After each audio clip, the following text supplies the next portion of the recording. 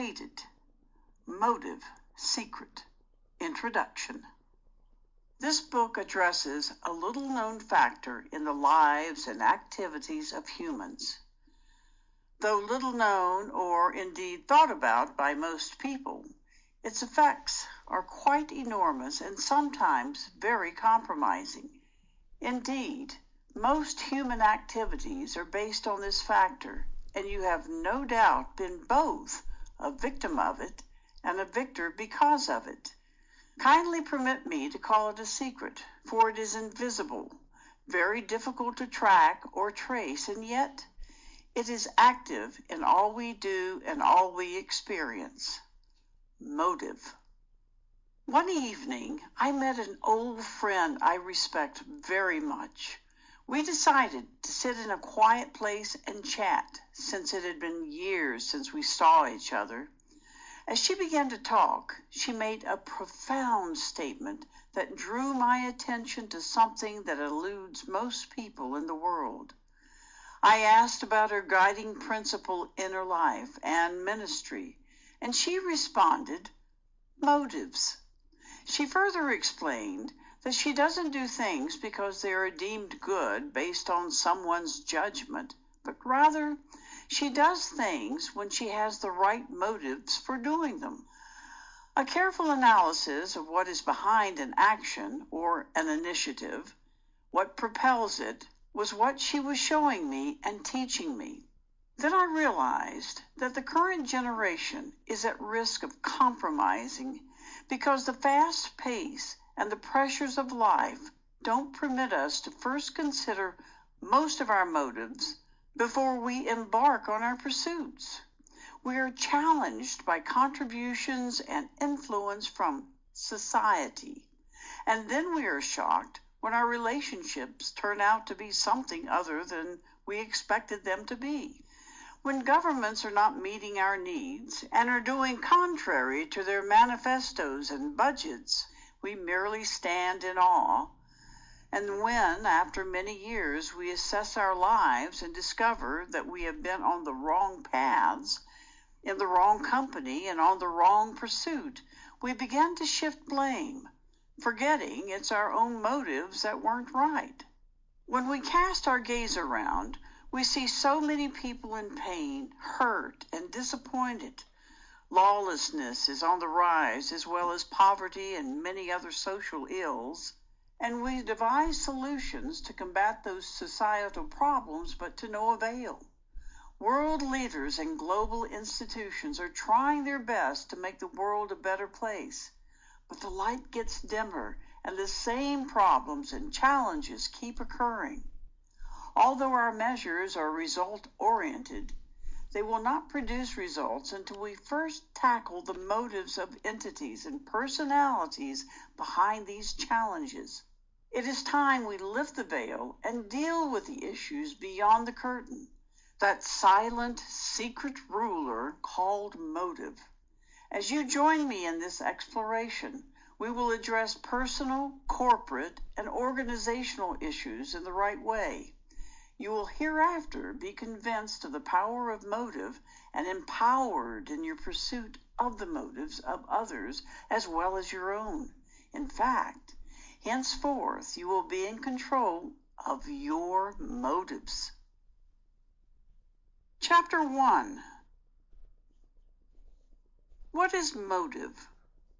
Whether in our personal or our work lives, we all, in one way or another, try to understand the actions of others and the outcomes they lead to. The efforts we make to understand these things might be born out of pain, grief, joy, our expectations or suspicions, just to mention a few. I often wonder why some people act in a certain way, and sometimes I'm even perplexed at myself or something I have done or how I reacted. This need to discover what might be behind both good things that happen as well as bad things that happen leads us to the subject of motives. Motives can be explained by any of the following words: incentives, causes, purpose, objectives, inducements, aims, goals, motivations, incitements, stimulus, rationale, basis, grounds, and many more. In fact, the list goes on and on. From a given context, motives can be deduced as the propelling force that causes an action or reaction. In this book, I would like to limit my comments to the perspective of identifying motives as they are manifested as a thought or mindset. This is not to suggest that motives are merely thoughts, however, for the rise and fall of nations as well as persons can be linked to motives. Moreover, motives are at work at every level of our lives. Something is driving you and something is driving me. Our parents and leaders are being driven by something. Security institutions are driven by something, as are criminals. The earlier we accept the reality of this fact, the better. We are all being driven by motives, and being driven both consciously and unconsciously. In the corporate world, motives are expressed through mission and vision statements. So stakeholders begin to oppose corporations when pursuits are not in line with mission statements and vision statements. The government and political leaders also express their motives through their manifestos and budgets. Citizens turn to the street in demonstration or embark on strike actions when these manifestos and budgets are inconsistent with the operations and programs of the government or our leaders. Indeed, when motives are well expressed and clearly defined, they are easily addressed and monitored. However, it is not always easy to identify the motives of others.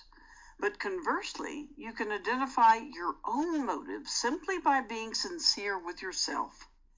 Employees are laid off when employers discover their motives negatively impact productivity. When motives for establishing educational institutions are altered for the purpose of profit, the rich become educated at the expense of the poor, and society continues to perish from illiteracy and associated dangers. When the motives of marriage are not defined, irresponsibility on the part of spouses is permitted, and children are exposed to vices and deviant practices.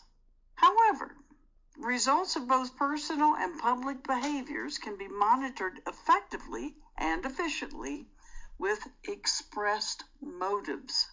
And remember, there's always a motive, but whatever is driving us must be in the right context. And when we find the right context, we must rise and defend our motives from alterations and distortions. As the scales begin to drop from your eyes regarding this important topic, get ready to position yourself by expressing your motives in order to be the best you were created to be. The greatest motive.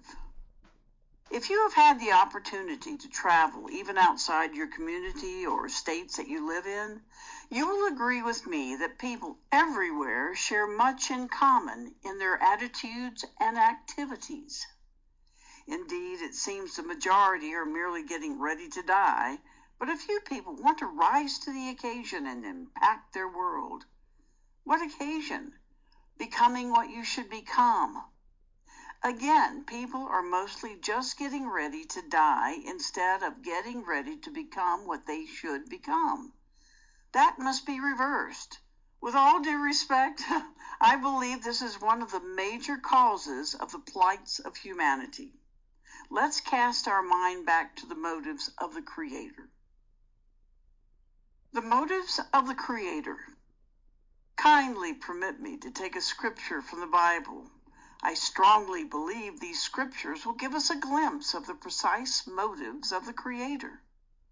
Genesis 1:26.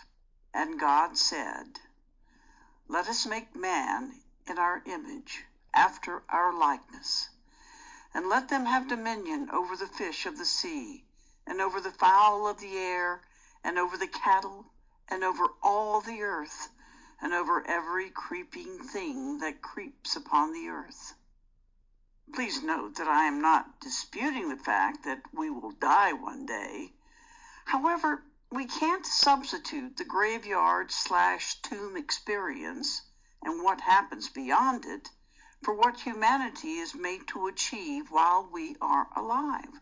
Setting this line of thinking straight will rescue the world from a mindset that is caging gifts, limiting abilities, imprisoning destinies, destroying skills, distorting visions, and compounding problems. Man is not ordinary, not a byproduct. It is man that completes the creative process. Man is of dominion right from the creation days. Man is of solutions and answers. Man is in the class of the Creator and should accept that responsibility without any sting of pride. What are the motives of the Creator? According to the Bible, the motives of the Creator include that man should have dominion and be in charge of all earthly affairs and the work of his hands. Man, by virtue of the motives of the Creator, is created to have dominion over the earth. The motive of God, as regards man, is that we should be royalty, and royalty is connected with dominion.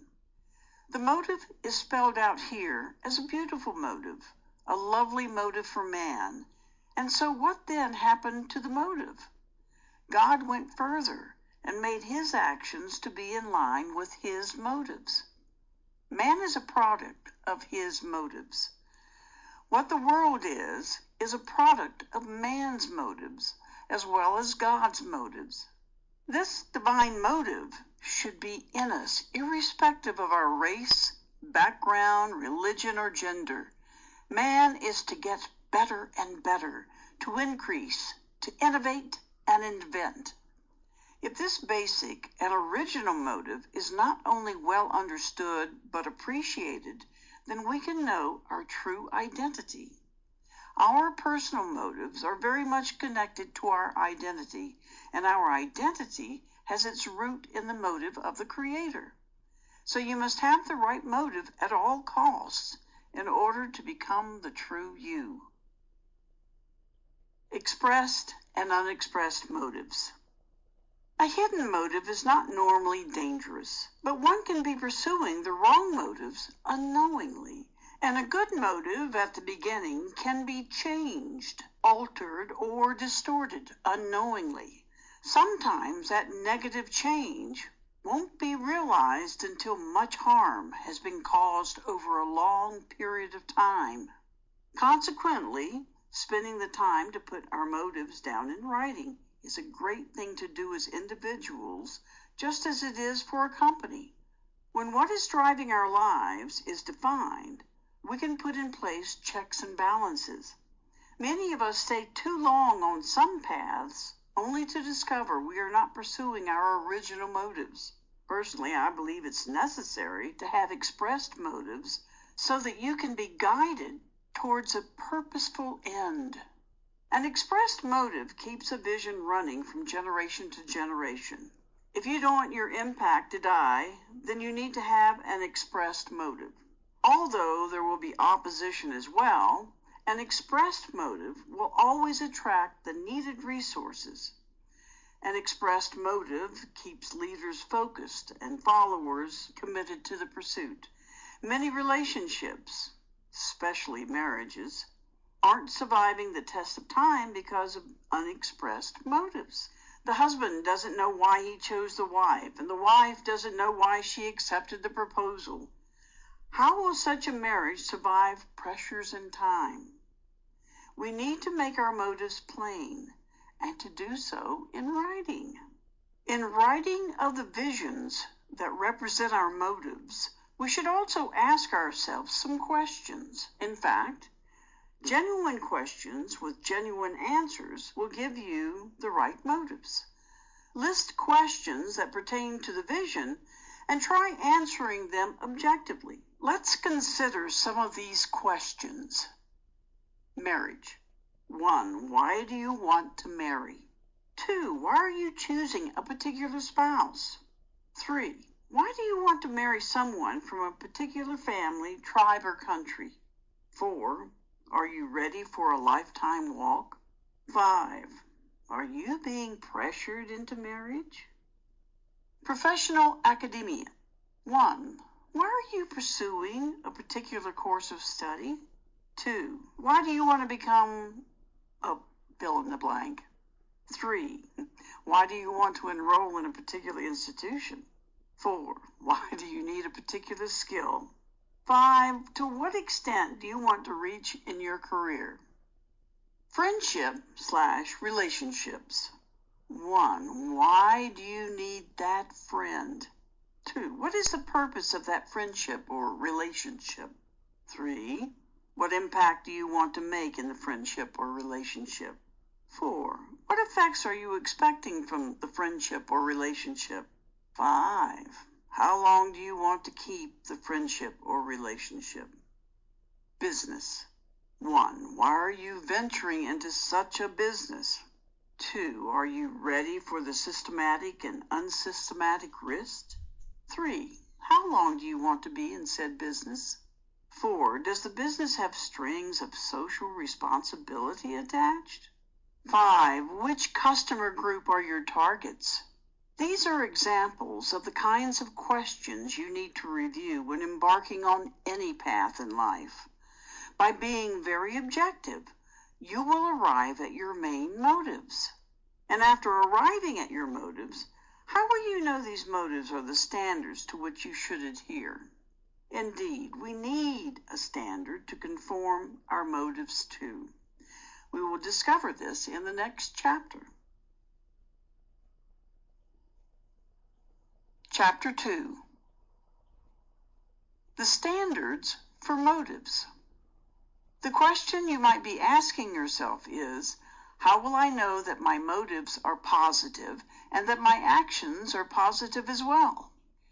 In my studies, I discovered an extensive scripture that I believe will help us measure our motives. There is always a benchmark to which comparisons are made. 8 questions will be considered here. Are your motives true? Are your motives honest? Are your motives just? Are your motives pure? Are your motives lovely? Are your motives of a good report? Is there any virtue in your motives? Is there any praise in your motives? Answering these questions will help us assess our motives before we convert them into actions. In the next paragraphs, we will be studying the above 8 questions in depth.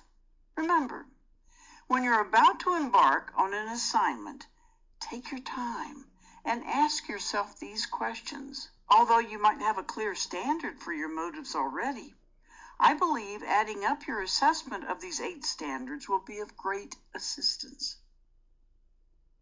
Are my motives true?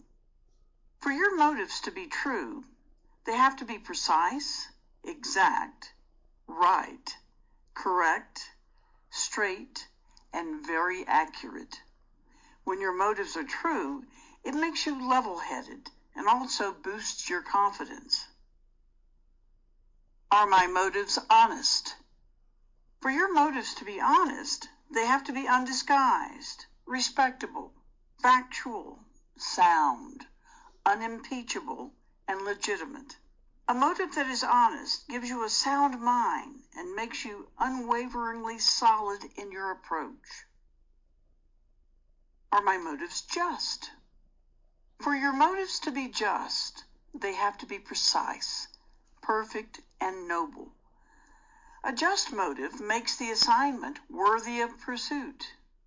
As it is said in my local language, a just cause is worth dying for. Are my motives pure? For your motives to be pure, they have to be unadulterated, unmixed, unclouded, genuine, transparent, and not alloyed. A pure motive brightens personality and promotes integrity. A pure motive makes any assignment attractive. Are my motives lovely? For your motives to be lovely, they have to be graceful, engaging, attractive, beautiful, and captivating. When your motives are lovely, you don't easily quit. Lovely motives sharpen your creative abilities and ignite innovations. Are my motives of a good report? For your motives to be of a good report, they must not be to hurt or otherwise cause disadvantage to others in the long run. A motive of a good report is impactful. A motive of a good report births solution-oriented activities and programs. Is there any virtue in my motives? Motives will have a virtue component when they have these characteristics: trustworthiness, excellence, value, worth, and honor. When your motive doesn't corrupt yourself and others, it can be said to be virtuous. Is there any praise in my motives? A motive that is worth celebration, approval, commendation, and recommendation, recognition, appreciation, and advocacy can be said to be a motive of praise. Having a standard motive. After carefully assessing your motives and arriving at what I call a standard motive, that motive must be converted into practical actions and pursued. After carefully analyzing our motives, considering the contributing factors and arriving at a standard motive, it must become operational through our activities. Thus, dear reader, I urge you to convert your standard motives into real programs and activities. If you do so, you will not fail. Chapter 3. Motives as a Secret. I believe we are on a journey, and that this journey is very interesting and educational, even adventurous and thrilling.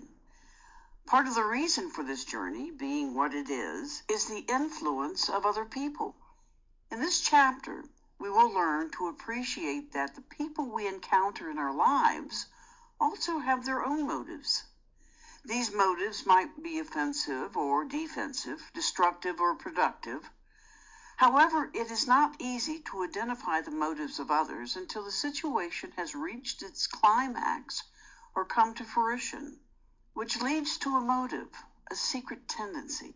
Nevertheless, there are several ways of discovering these secret motives. Discovering them might not be instant, always, but a constructive approach to reach these secrets is the best way forward. Many times, especially in the corporate world, we bring people on board only to find out that they are not in favor of the company's vision or stated objectives. The reason is that these people have their own motives, and these motives remain a secret. The most painful aspect is that we discover these things so late that the harm caused becomes totally unbearable.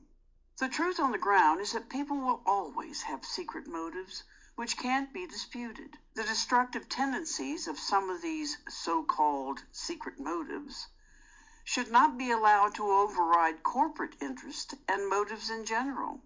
Even though these impacts cannot be eliminated outright, I believe there are ways to reduce this secrecy to a level that can be controlled.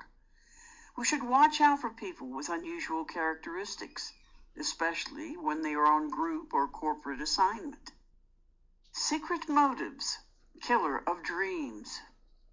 It's very strange how most people stay in groups and in relationships long enough to discover that they have been victims of secret motives. These secret motives have not just killed their dreams, but also buried them. Most people enter into contracts only to discover that they have been involved in a setup. In fact, a dangerous person can be defined as anyone who has a secret motive against your dream, vision, or purpose, and you must be on the watch for people with these tendencies. Indeed, the impact of these personalities have denied the world innovations, creativity, and skills because they have killed several dreams. When I decided to write this book, I spoke to a certain prominent man in society, and without even asking for the name and details of the book, he said, "Young woman, people are already in the system. Don't waste your time." Later on, he asked me the title of the book, and I told him I had forgotten, for I saw that he had a secret motive of discouraging me and stealing my ideas. In fact, I've discovered that most people can't stand success, and so they go about killing visions with a secret motive. They are all around you. They're part of your church, your family, your community, and organizations. But if you're alert and wide awake, if you're genuine, fake won't prevail. I had a friend back in high school who was very good with product design and development. He came out with a very nice savings product for banks. We discussed it with the manager of the bank, and he really appreciated the idea. Some months later, the bank, under the leadership of the manager, launched the product with the same name without even consulting us. We never heard from him again. This man had a secret motive. Even though in our dealings we might have high standards and genuine motives, we should always look out for people on our teams with secret motives and address them. Remember, most victims of secret motives, whether you're a manager, president, governor, mother, father, project manager, don't recover from the effects. So, my dear reader, please be conscious of such personalities. Your dream is so beautiful and attractive that it will inevitably attract those with secret motives, and you must be on your guard not to be a victim, because you might not bounce back. Is it not amazing how people can have a motive so cruel that it has the probability of killing dreams? This is very unfortunate. It's even more unfortunate that they are very close. We wine and dine with them. We sit on the same board with them. And all the time, they're secretly working against us. And all that they are saying is, we shall see what will become of their dreams. But if we are alert and aware, our dreams and visions won't die or be cut off because of people with secret motives, and posterity will benefit from our dreams and visions. Caution. Inasmuch as we try to figure out the secret motives of those with dream-killing tendencies among our colleagues and team members, we will guard against becoming victims. Conversely, however, success is connected to success. One person's success is the foundation for another person's success. Although many people can't stand the success of others, especially in the field of academia and business, of what use is it if a healthy competition becomes a negative rivalry? Indeed, if you can't be a help to someone's dream, I would suggest that you don't be a hindrance to it. I've lived with this principle all my life. If you won't help me, don't hinder my progress. Applying this to my life has been of great help. Success was planted into humanity by our Creator. So let's get ready to celebrate the success of others, because more people will find the keys to successful destinies, of which this book is one. If you don't protect your dreams, you'll be shocked by the degree of suffering you might be exposing your generation to in the future. For our dreams are a boon to those who follow us. When we expose and fight secret motives, the right thing is always done. In fact, throughout history, many people's lives were preserved because an honest person exposed the secret motives of wicked people. And the beautiful thing is that in the long run, the lifting of that honest person was in the life he protected. Remember, if you support the fight against secret, wicked, and evil motives, honor awaits you. Chapter 4. Motive as a force. I used to wonder why I respond to some issues with zeal and eagerness, while I'm almost unconcerned with other issues. I have come to the conclusion that my motives regarding these issues determine my response. You might have also wondered the same. The attitude one has at the workplace might differ from the attitude at home.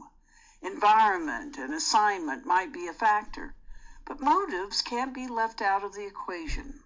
You might wonder why a health professional can watch a patient in pain die without making any effort to save them. You might wonder why a child is denied access to education by that child's parents, while other parents are going the extra mile to get their children educated. One of my mentors in life, in academia, once told me that when the motive behind your education is solid, you will not see difficult days. He further explained that there will be rough moments, but your motives will keep you going, and you won't even notice the rough moments. Do you know why so many people in positions of responsibility are not doing what is expected of them? Do you know why productivity is on the decline? Do you know why you are still not convinced of your achievements and performance? The answer is simple. Because the motives which serve as a force are either misplaced or non-existent. We take oaths, pledge allegiance to our careers, profession, and states. But yet still, we find most of us not responding to our duty even at critical moments. The absence of motives has made institutions dormant and citizens vulnerable. Institutions and personnel are ineffective and inefficient. People take public office without motives, and they become heartless and unconcerned at the expense of the weak and feeble in society. I know you're beginning to appreciate why your attitude and your response to your duty is low. If your motives are in place and held to a high standard, you will always be propelled from within to go the extra mile and give your best at any point in time. One day I visited an internet cafe, and when I went to the counter, I heard the attendant telling a client, "Even if I don't come to work here, I'll survive. After all, this is not my intended profession." "Wow," I then said in my heart. If I were the manager, I would sack this lady because her motives for the work are out of place, and nothing is driving her to give her best. She is working in this firm with different motives from that of the firm. Remember, for your family to be rebuilt or your career be restored, your life must be restructured. The force to make this great change is in your motives. Get your motives right, and the force to power you up will be installed immediately. The force for your comeback. Maybe, as you're reading this book, you feel locked in your current circumstances. Several attempts at rescue may seem to be failing. However, there is a way out for you.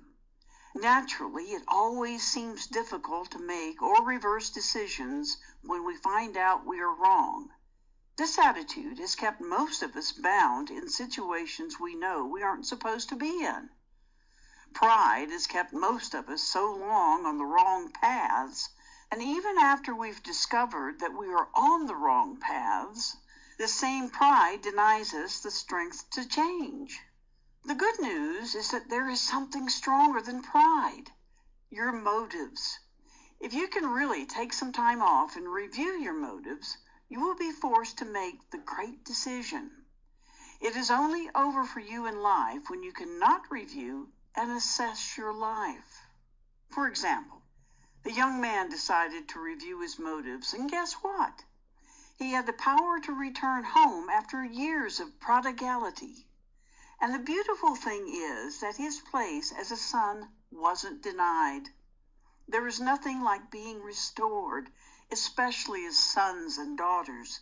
The place of a son or a daughter is indisputable. Maybe you still think that reviewing your motives will not pay off, but sticking to that old mindset is worse. Can you not see it's robbing you of your honor? Please, let's review a scenario of a young man who leaves his father's home because of his pride, and after long suffering returns home to his father. Before the departure of the young man, he had a motive. But what strikes me most is the power that allowed him to return. What came over him? Why did he leave immediately for his father's house? I believe he took some time off to assess his motives and his current situation, and then he decided to achieve a turnaround. His reviewed motives were the force behind his return. How soon did he leave for his father's house? As soon as his motives were reviewed, he headed towards his father's house. One of the most dangerous things in life is to be misplaced, and most people are misplaced because of their motives. So review your motives, pack your luggage, and head towards home. Dad is waiting for you, and your mother awaits you too. Your children are waiting for you. Your husband is waiting for you. Your wife is looking forward to your return, and the office you left is still vacant. No matter your gift, if you allow your motives to misplace you, though you will be living, you will in fact be dead. A force to rebuild. Most of the time we accuse others of wrongdoing. We might be right, but that doesn't necessarily mean we should be playing the game of accusation. The family is collapsing, and there you stand accusing your wife. Is that all you can do? The company is failing, and you're in the board meeting shifting blame. Citizens are crying for blood, and national leaders are playing the game of politics. Accusation is not enough. We need to have a motive towards rebuilding. Accusation doesn't build anything. Concern does. Concern doesn't stand on its own. It's rooted in our motives. If our motives are held to a high standard, we will always be on the move to rebuild desolate places. Dear reader, decide to be responsible for rebuilding. Set your motives right, and you will do great things, achieve tremendous exploits. It's very pathetic how officials will not rise to the occasion, but we can't leave our destinies to chance. You have to save your nation, your family, and your loved ones from destruction. Yes, you must. How is this possible? I will start by helping you get a standard for your motives. This book in your hand is not in your hand by accident. The book has come to you to help you have a motive. Let's study the life of a man whose motives helped him rebuild his nation, even though he was in captivity. Nehemiah is the man, actually our case study. In the olden days, a slave in the king's palace was considered better off than the other slaves in town. The reason is simple. The slave enjoys a lot of things his fellow slaves can't just by virtue of his or her location. In fact, location matters a lot, but mindset, motive by another name, is superior. Even in the king's palace, Nehemiah had motives concerning the land of his fathers that had been laid waste. Most often, we hide behind our immediate comfort and decide not to appreciate the realities of life. This has been an enemy to our way of thinking and has made our motives not a concern. Your motives must, at some point, affect your countenance, for that's what a powerful motive can do to you. When I was in high school, one of my teachers made a funny comment that made almost everyone burst into laughter. Frankly, I didn't laugh because it wasn't funny to me. This teacher asked me why I wasn't laughing, but I didn't respond. My countenance should have informed him that I had something else going on in my mind. Sometimes your motives even differentiate your countenance from others. The motive of Nehemiah consumed him so much that his countenance could draw attention. Many of us are waiting for assistance, but the force of our motives to rebuild will draw aid and assistance to us. One afternoon, I was listening to one of my favorite speakers. In his speech, he made a profound statement that took me months to digest and appreciate. He said, "Identify a problem in the society and provide solutions, and you will become wealthy unconsciously." Looking at Nehemiah's life, I have come to appreciate this statement by my favorite speaker even better. When we become sufficiently concerned, our motives will rightly position us and commission us for the assignment. Even after all the aid and assistance provided, the people who came to join Nehemiah to build also had a motive to rebuild. When we look around us, from individuals to families, and even at the corporate and national levels, we see a lot of broken walls and waste. Have a mind to repair and rebuild. A force to keep you in the battle till victory is secured. There is nothing as disappointing as not finishing what you started. The reason is much resources and time invested are irredeemably wasted. There's a popular saying, "He who runs away from battle lives to fight another day." It's important to finish the battle.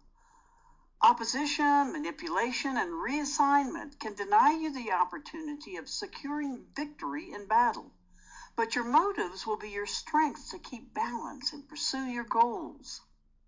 There's a soldier in the Bible who was called from the battlefield by his king, and yet the offers and the manipulation of the king couldn't move him into accepting pleasure in exchange for the victory the battle would bring to his God, his nation, and himself. This man is called Uriah. We easily quit and we easily compromise, not because of anything outside of us, but rather our motives are either not solid or they are out of place. Indeed, a right motive is a force to keep us in battle till victory. How often are we tossed to and fro by appealing offers, making us give up on our original pursuit? Most of us have quit prematurely due to certain influences, but now we know that when our motives are right and solid, even when we are made drunk, the victory from the battle will be our focus. A force to be content. Success is seen as the scariest commodity on earth, to the extent that any opportunity will be capitalized upon by man in order to pursue success. However, I have come to discover that some opportunities are traps in disguise. When our motives are easily compromised, then we can never be content, and greed will become part of us. The young man's motives in the story I just related made him content, and even though he suffered for it, his rising up can only be likened to the rising of the sun. Some positions are very challenging and compromising, and it's difficult to know how to be content. It must be a force within you that makes you content, and so your motives must be so strong and of such a standard to keep you from acquiring someone's property unlawfully. Your motives will protect your integrity, and your integrity will speak for you. When your motives force you to be content, though you suffer in the short run, your integrity brings you honor in the long run. So what would have happened to Uriah if he had compromised? His honor wouldn't have materialized. So like Uriah, may your motives make us content. Chapter 5. Relate based on motives. We live in a world made of worlds, meaning every individual is a world unto him or herself, and in essence lives in his or her own world. Every individual has a way he or she does things, views things, and appreciates things. All of these are, in effect, motives. Or stated differently, our individual worlds are a result of our motives. This makes it necessary to consider our motives and that of others before we relate to them. In our dealings with one another, we might experience conflict, but having a motive for our relationships will help us sustain relationships. What can keep two people together?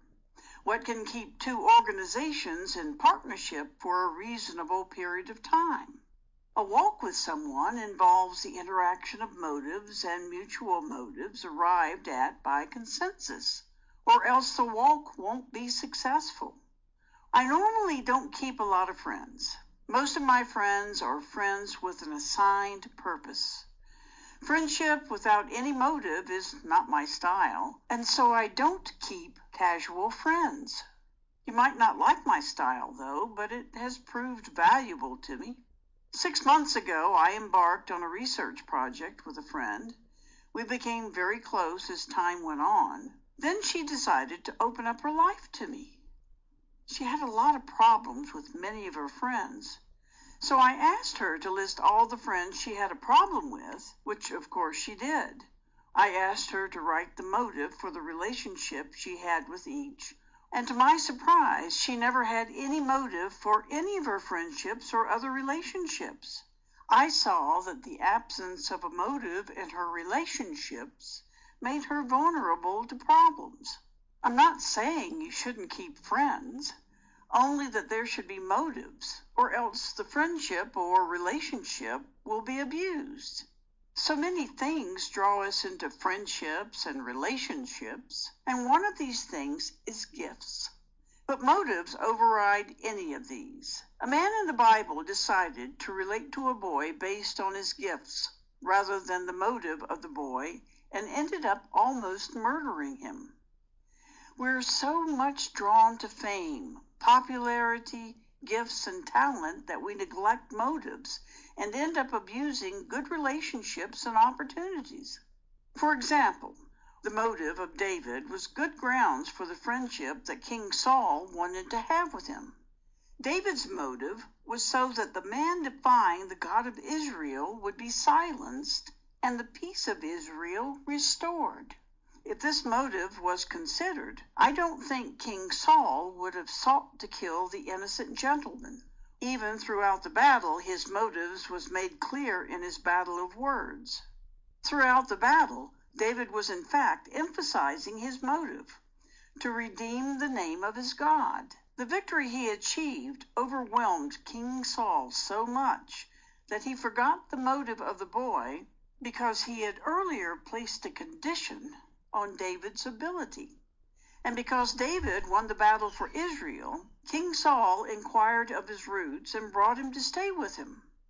The shift in his behavior happened because of David's gifts and not the motives for the battle. Indeed, for some relationships, any basis at all is not necessary.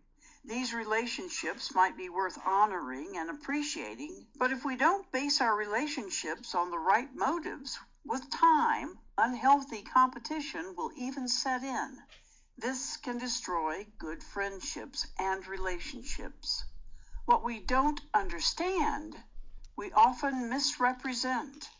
If there is no motive, or the motive is not clear, building the relationship isn't necessary, for it will cost more than you'll want to pay. In a similar story of two sisters and their mother-in-law, the issue of motives was also vital.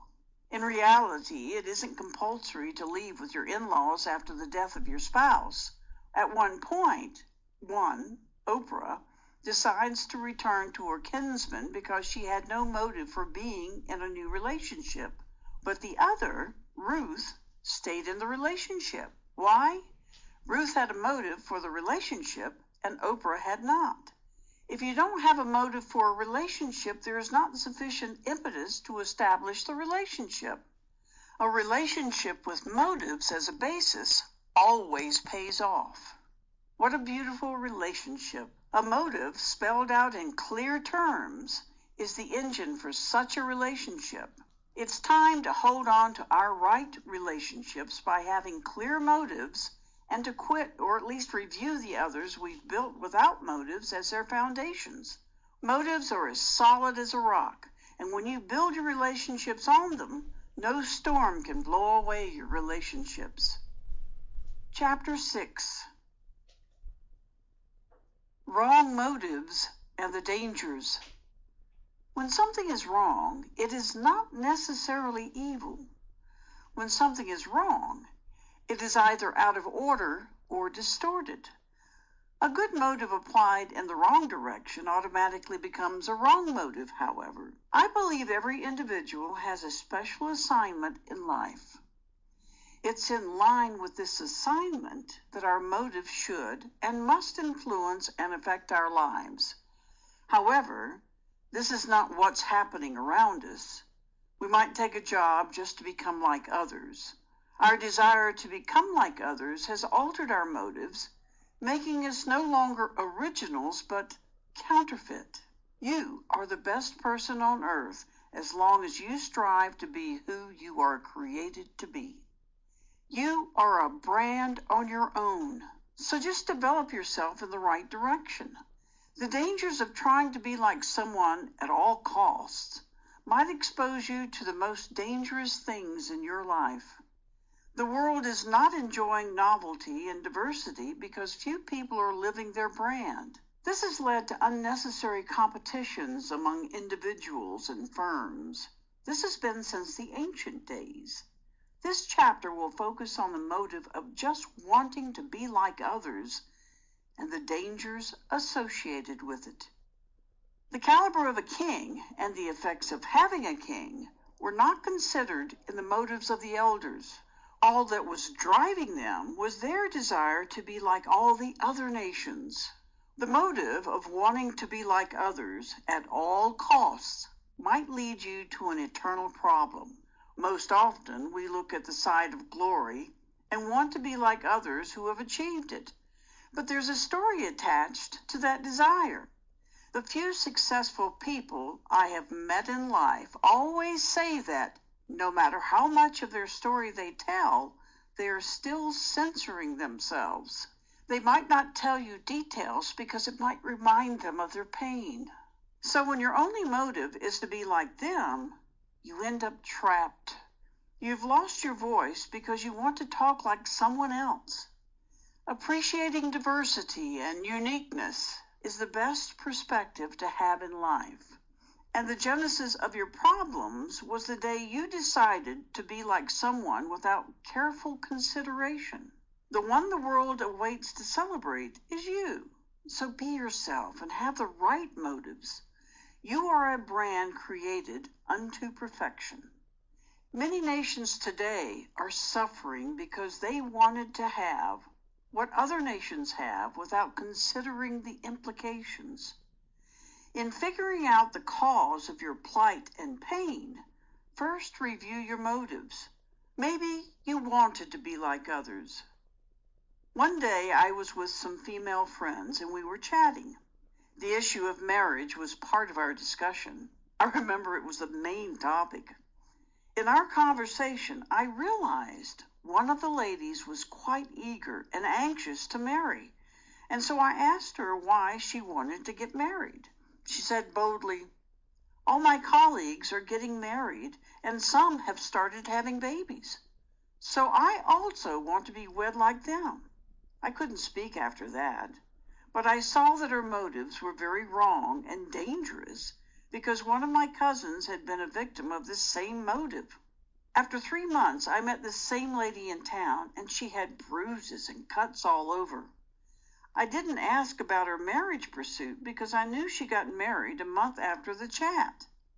She started complaining bitterly to me about how she'd been beaten by her husband, and I listened to her attentively. When she finished, I encouraged her by telling her that it shall be well. We parted ways, but I knew her problem was rooted in her motives of wanting to be like others by marrying. Please note that I am not against marriage. Dangers of wrong motives. The focus of wanting to be like others at all costs is one of the wrong motives some pursue in life. Though being yourself has its dangers as well, it pays off far more than wanting to be like others. Several dangers can arise when wanting to be like others. So the next time your motive is to be like others, consider these points. You'll lose your identity. You'll be misled. You'll be misplaced. You'll be abused. You'll be cheated. You'll be bound. You'll become a slave. You'll be oppressed. You'll be assaulted. You'll waste resources. You'll waste time. You'll waste energy. You'll be in the wrong hands. You'll be in the wrong organization. You'll be under abnormal pressure. You'll never be satisfied. You'll lose your skills and gifts. You'll be in unnecessary pain. You'll be extorted. You'll lose your rewards. You will lose your worth and value.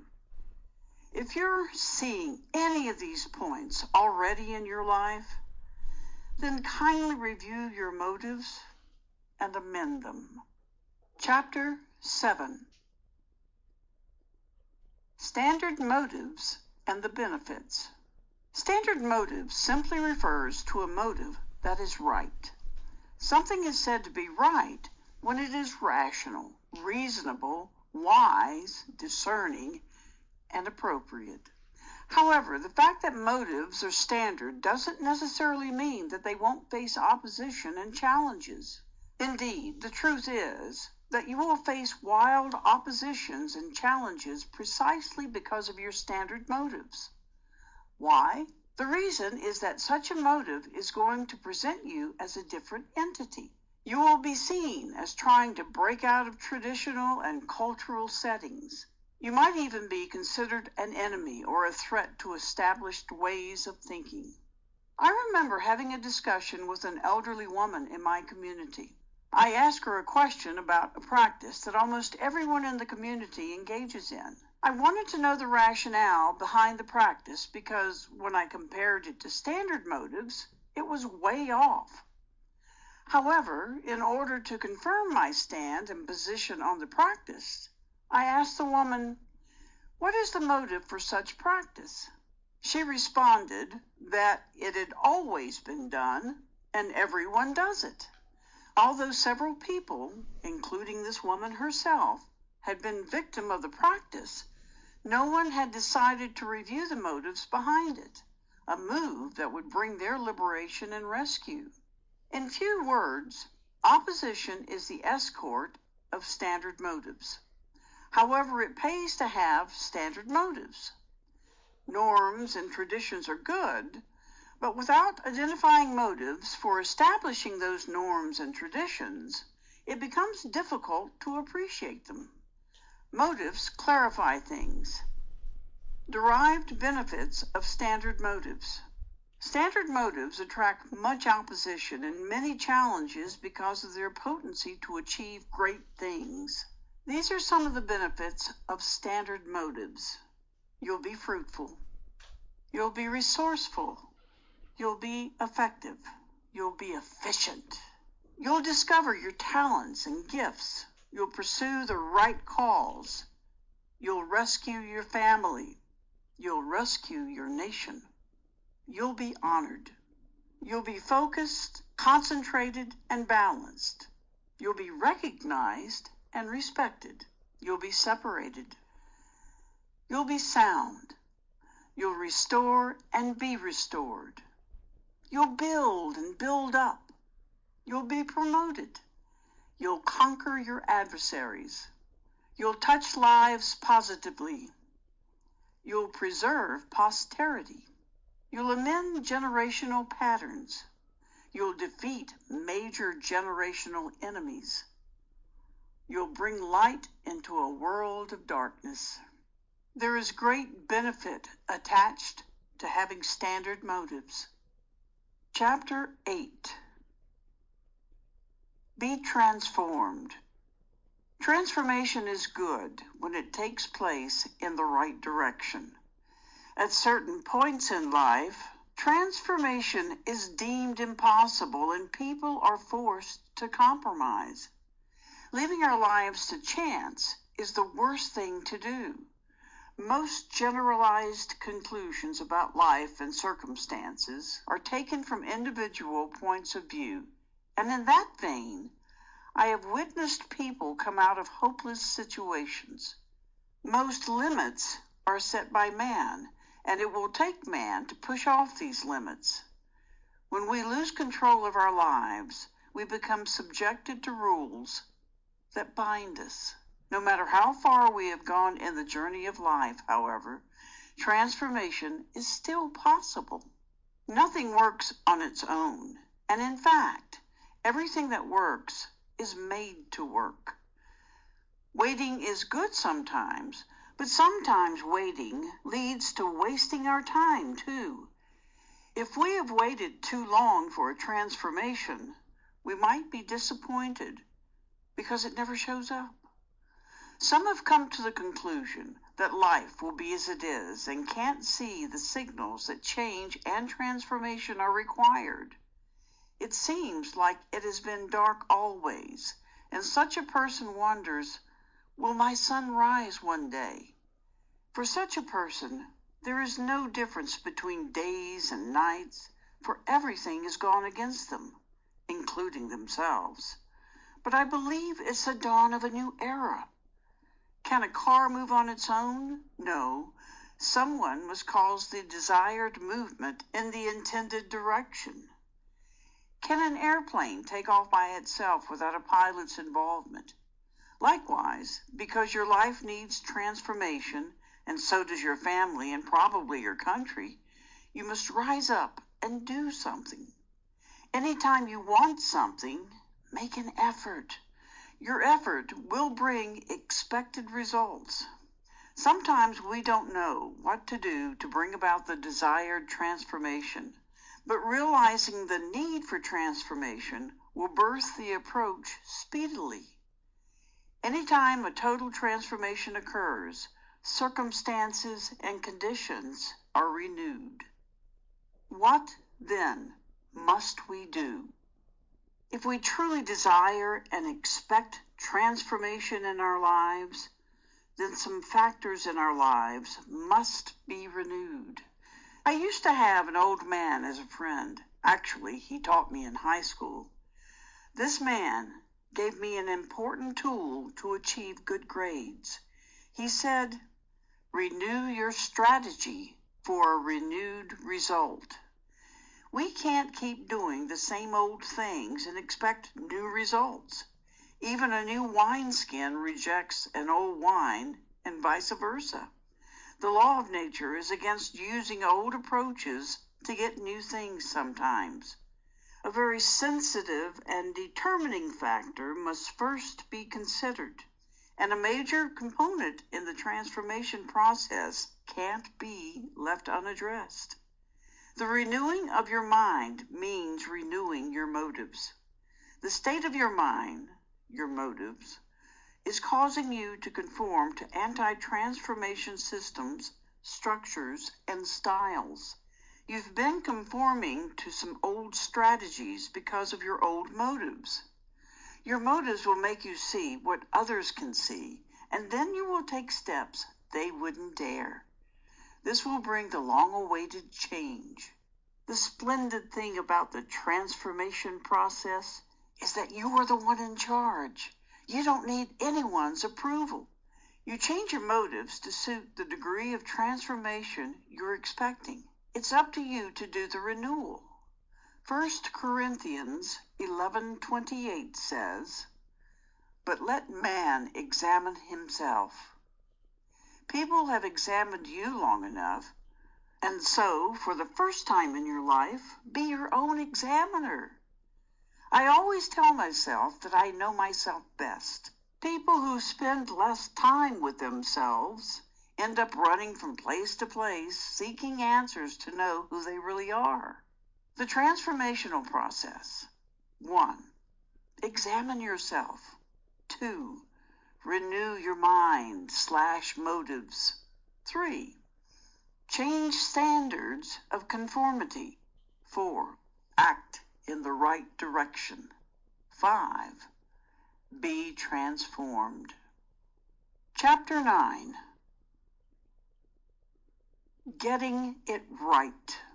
It's such an awesome feeling to have things done right. But sometimes it becomes very challenging to get things right, especially when learning a trade or a profession.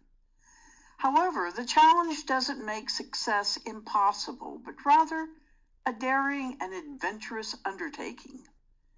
When we are not able to meet these challenges, we get things wrong and become very sad, shocked, and disappointed. To get things right, we need to be guided and to guard against doing it all wrong. Whenever we're guided by our motives, we're kept in check and informed, and thus we become well-positioned, focused, and balanced. When we are guided by our motives in the right direction, we become effective and productive.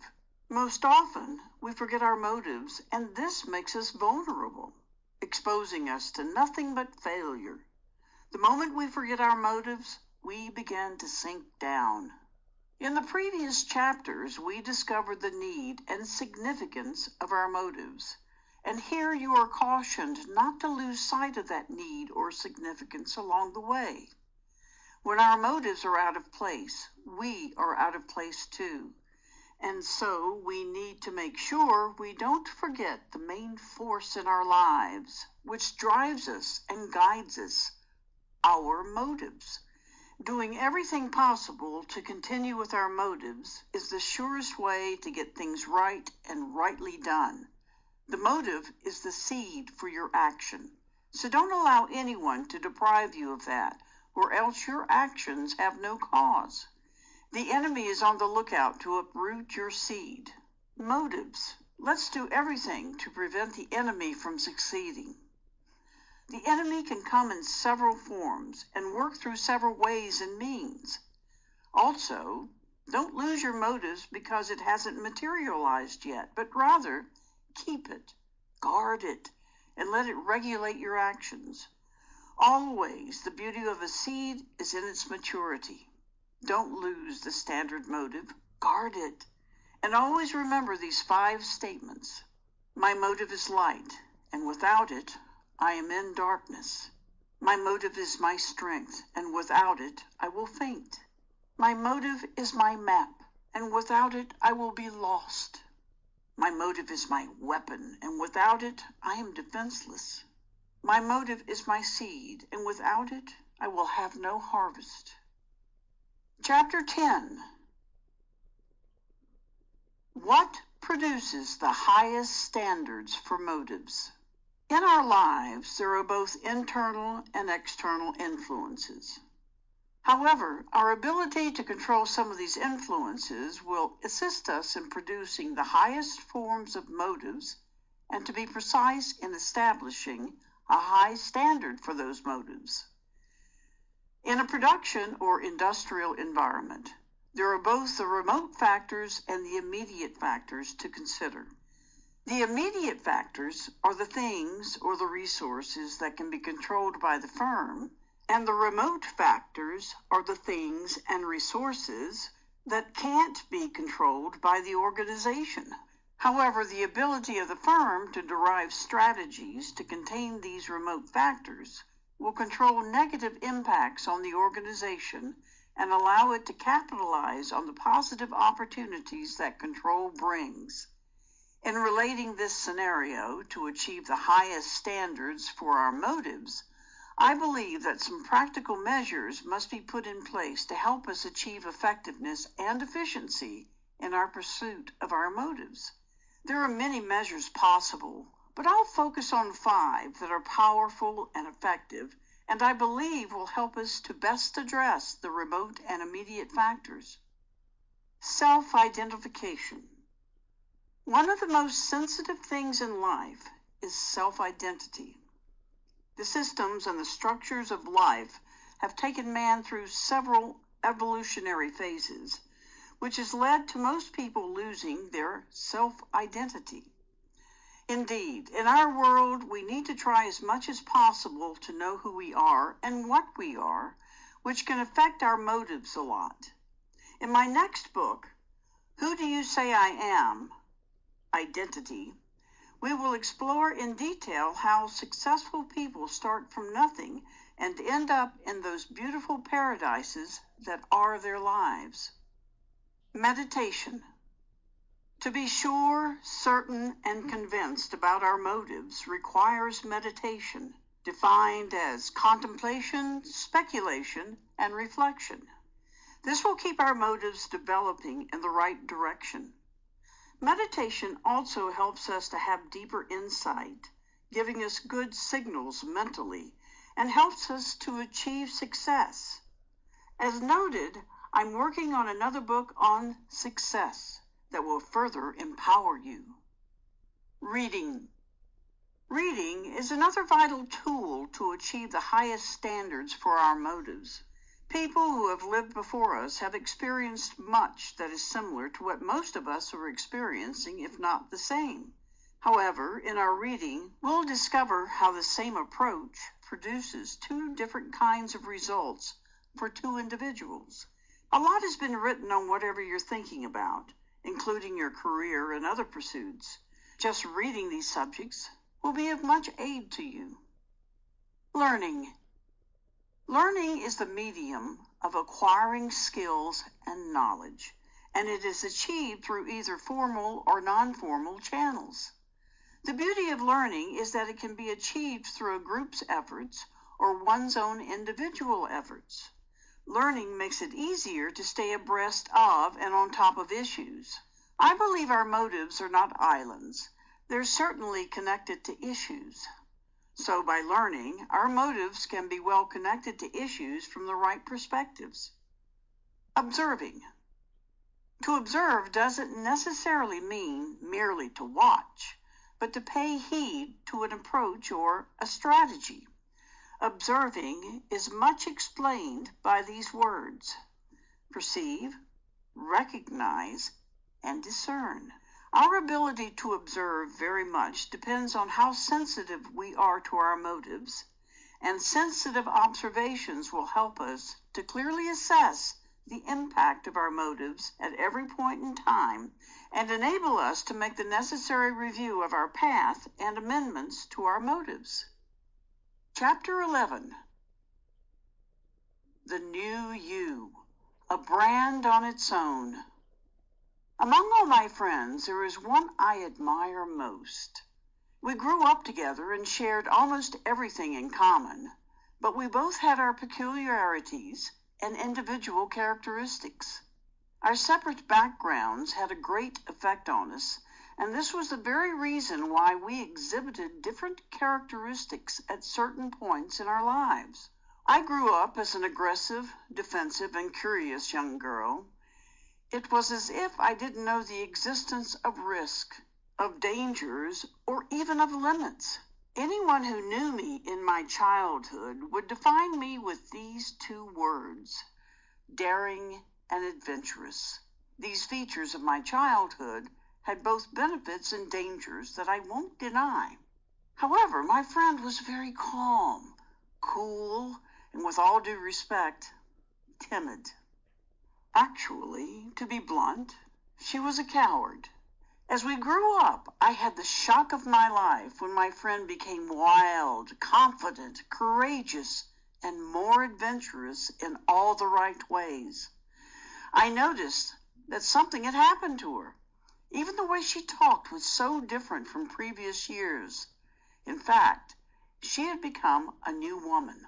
I remember the day she was teaching me how to deal with limits and opposition in life. Throughout the lesson, I knew something had happened to her. She had metamorphosed into another being. Not to go into details, but I realized that her thinking faculties had been engaged in the right direction. This allowed her to make herself a brand when she became different in speech, deeds, and approach by virtue of her motives. Now she sees things from a different perspective and has a different approach to everything. Your motives make you unique and separate you from the rest of humanity. If you want to be outstanding, like my friend, you must check your motives. You too will become a new person by virtue of your motives, a brand standing on its own. Chapter 12. Your assignment. What will you do when you realize the key in your hand opens the door to liberation for millions of people? What will you do when you discover that several destinies are connected to yours and you can't afford to fail? What will you do when you discover that you carry the necessary solutions for many? The answer is simple. You rise up to the occasion. You can no longer be a spectator in life after reading this book, for I believe we have reached a deeper insight and made several discoveries on your journey through these pages. This leads us to your special assignment. First, one such example of a special assignment. There was a time of famine in a particular town, and behind the walls of the town were lepers. These lepers made a great discovery that led to wealth, and food for them brought liberation to many more. For not long after the discovery, they realized their assignment. They decided not to keep the discovery to themselves. They knew the solution to the needs of the people had finally arrived, and that they couldn't deny others what they had discovered. You have discovered a lot in this book, much like what the lepers discovered during the famine. I believe the only remedy for your ills was the timely intervention that the discovery of this book brought to you. You can't keep this book and its impact alone. The masses are waiting for it. In your hands are keys to storehouses of treasure to help others. Kindly hand the keys over to them. This book is the answer to someone's question. Inasmuch as I couldn't keep this discovery to myself, please do the same. I passionately entreat you to get a copy of this book for your loved ones, family, friends, colleagues, and relatives. Remember, discovery makes you important, but shared discovery makes you much more important. Chapter 13.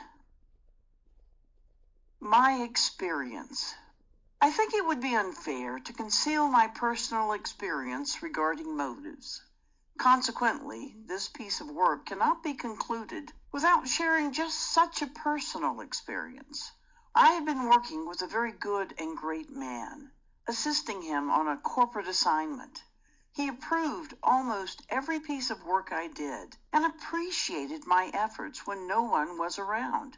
Anytime guests, including international dignitaries, were present, however, this man condemned me for the work that he previously approved of when others were not present. In order not to counterattack his motives and their implications, I tendered my resignation letter one Monday morning. The man wasn't present when I resigned, and I went home after resigning.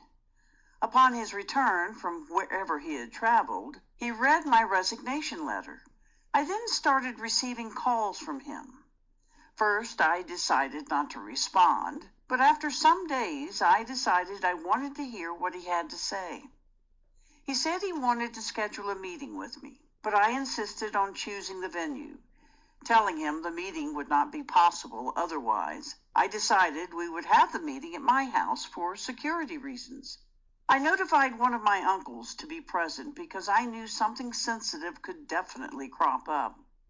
When the man came for the meeting, he asked why I resigned. I told him that the reason was the difference in his attitude toward my work when no one was around and when guests were present. He was surprised that I had taken notice of this. In response, he explained that his motive was so that I wouldn't be taken away by another firm. I then told him that preventing me from leaving his company didn't require condemning me, disgracing me, and making me the object of reproach to guests. In fact, I discerned that his main motive was to resist my rising in an industry for which I have so much passion. I believe his motives denied me many opportunities because he had been using me as a means to an end. He obviously thought that I would never discover his motives, but now I am free and doing well in the same industry. A case study of this very kind of experience can be read about in the story of Joseph and his uncle in the Old Testament. The secret motive of Laban, using his nephew as a means to an end, caused Jacob to suffer for 14 years before he could achieve what should have taken him 7 years to achieve. It's common that the right rewards are not given to deserving individuals. This can be seen in both corporate and academic fields. One day I was in a car with a man I worked with at the time. This man made a comment I doubt I will never forget in my life. We were talking about how to increase productivity through time maximization. I suggested that a reward system for efforts is the key since job satisfaction engineers commitment. He said that what he hates most is to take money out of organizational gains and pay employees at the end of the month. I couldn't respond because I was shocked that this man saw his fellow men as machines and not living beings that have ends to meet and families for which to care. What a generation we belong to, and what a secret we are dealing with. All along, this man's motives showed hatred towards rewarding those who perform the labor to get the job accomplished. This kind of experience is everywhere. I've had my share of such experiences, and I know you have too.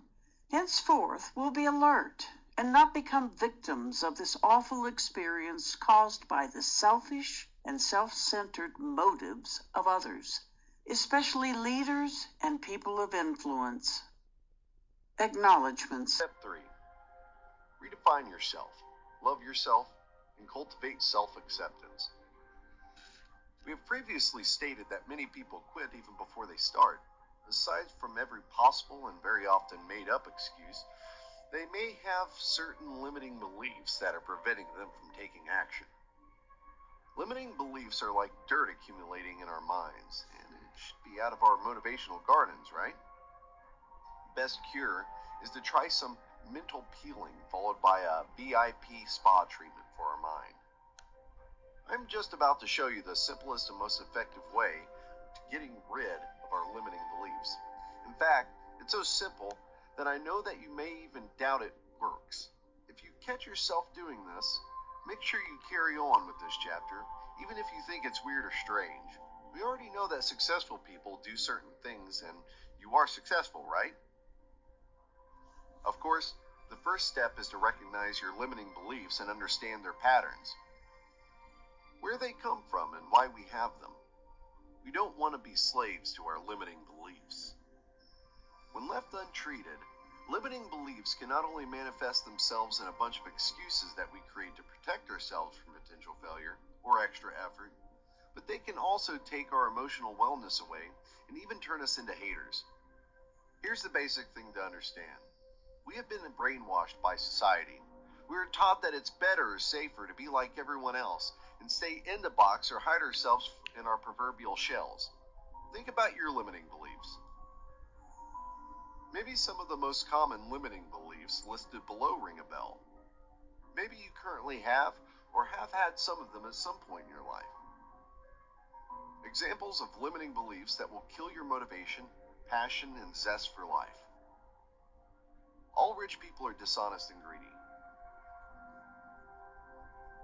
In order to get super rich, you need good college education, good contacts, and rich parents. Living a healthy lifestyle is boring and no fun. I hate drinking vegetable juices, they have no taste. Weekends are to have fun, go out and drink. People who read self-help books must be really messed up. What's the point of learning about motivation if sooner or later you lose to it? Weight loss diets never work. All the healthy diet stuff is BS. If your genes are fat, you will always be fat. It doesn't matter what you eat. If you are born poor, you will always be poor. All men are the same. You can't trust them. All women are the same. They only want rich guys. What's the point of doing yoga to relax if I can just go out for drinks with friends? The truth is that we oftentimes get limiting beliefs from our family and friends as well as past experiences. For example, someone who suffered in love more than once may have been developing a limiting belief that all men or women are all the same. Someone who has seen a dishonest person getting rich in an illegal way may immediately develop a limiting belief that all rich people are the same. How to stop being a victim of limiting beliefs? It all comes down to what you decide to focus on from that moment on. If you want to become wealthy, yet you despise all the rich people you see around you, guess what? You'll never reach your financial goals. What you should focus on are more positive role models. Of course, there are some rich people who still are alive, just like there are poor people who also do the same. If you want to become a wealthy person and have financial success, your focus should be 100% on rags to riches stories. Read and listen to biographies and motivational stories. Learn more about self-made men. For example, Robert Herjavec. You can be a son of an immigrant factory worker and yet make a fortune. Finally, if you start reading more and more about self-made success stories, you will start noticing certain mindset patterns that people will finally help you to stretch and expand your overall mindset. That's what we want, right? We want to take care of our mental and emotional muscles. Positive affirmations. You need to talk to yourself, and even if you already do, you need to talk to yourself more. This is something that most people never do. Yet we already have stated that successful people do things that other unsuccessful people don't want to do, right? The best way to do this is to create positive affirmations. Like, for example, I create my destiny. I create my life. I increase my income every month. I love what I do, and I do what I love. I deserve to have more money because I want to take better care of my family. Or even better, I make so many dollars a month, and I am proud of myself. I attract amazing business opportunities. I am full of ideas that I can monetize. I create products and services that help other people. If you work for someone else, I can help my bosses grow their business, and I can increase my income as well. I love my job. Create your own positive affirmations. You may have different affirmations for different areas of life, health, finances, relationships, and lifestyle. Or focus on just one area of life if this is your priority. Always look for testimonials and biographies of people who have already achieved what you want to achieve. Here is some positive health and fitness affirmation. I use food as my fuel, not as a drug. What I eat helps me achieve my health and wellness goals. I love drinking vegetable juices. They give me so much energy. I take care of my body, and it takes care of me. I'm committed to learning more and more about health and fitness. I love life, and life loves me. Moving my body makes me feel happy and proud of myself. I love my body, and I am committed to working on it every day. I look great in my new fitness clothes. Creating your positive affirmations will help you communicate with your subconscious mind. Even though you may not realize it yet, eventually your subconscious mind will work for you. Besides, you'll feel much more positive, motivated, and focused. However, the key point of affirmations is to redefine yourself. Even before you set your goals and explore motivational techniques, you need to prepare your mind, emotions, and soul. No amount of motivational coaching will help you if you refuse to become your own coach. Say goodbye to your old self, create a new, stronger version of your body and mind. So, who are you now? For example, if your goal is to create a healthy, fit body, your new definitions of yourself should be: I am a health and fitness nut.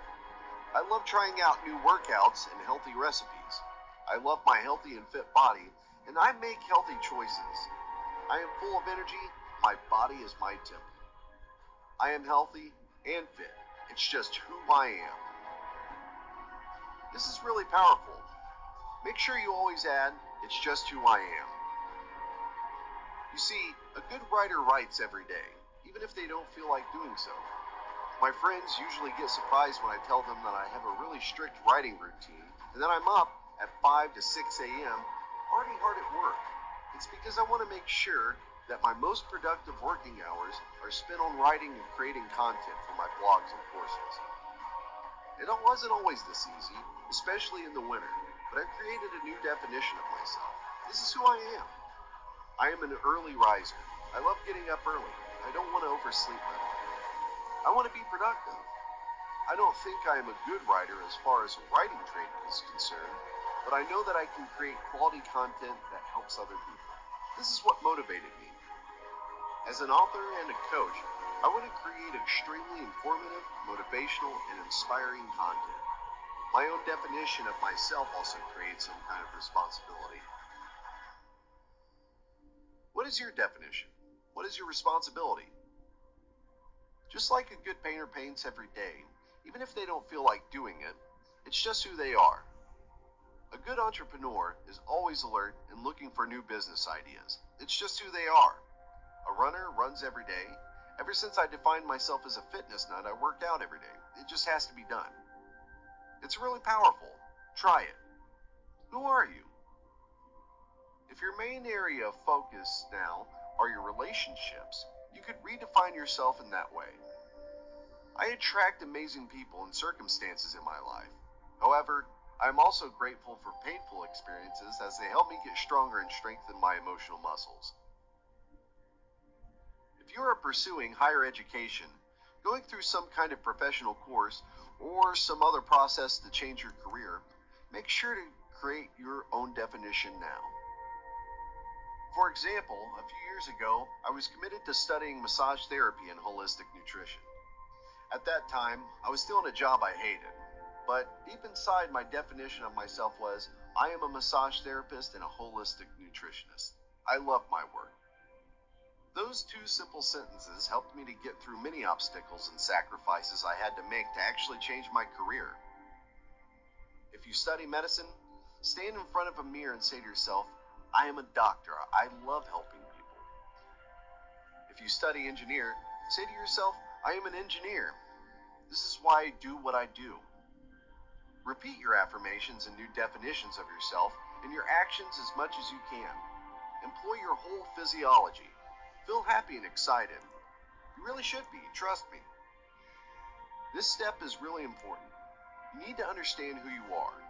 You can create a sketch of the new, stronger, and super motivated you in just a few seconds. If your choices should change, we all change, and so do our plans. Make sure you redefine yourself again. A brief example, I have a friend who is an excellent hairdresser. However, her business wasn't that great. You know why? It's simple. She would define herself as a hairdresser, not as an entrepreneur or a business owner. All she had to do was actually think of herself as an entrepreneur that also has amazing hairdressing skills. She had to create a new definition of herself, a definition of a successful businesswoman, not just a passionate hairdresser. Her new definition motivated her to spend more time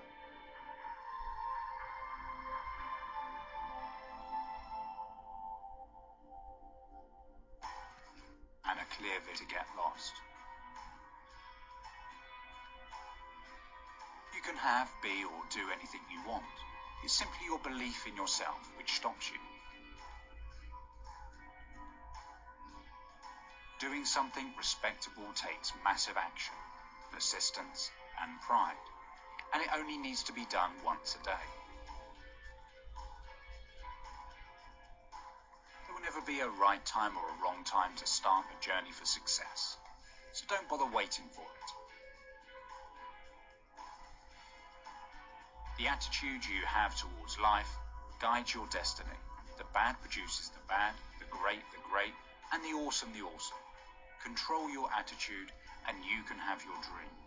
Let your attitude run wild and your life will do the same.